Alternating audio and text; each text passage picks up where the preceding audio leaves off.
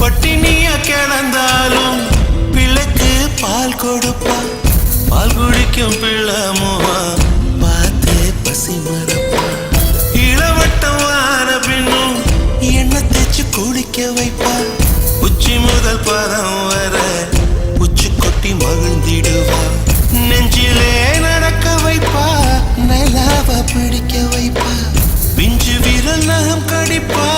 பிள்ளை எச்சில் சோறு திம்பா பல்லு முளைக்க மெல்ல முனையா மெல்ல மெல்ல தான் கீறி விடுவா உன்னையும் என்னையும் படைச்சதுங்க யாருடா தெய்வம்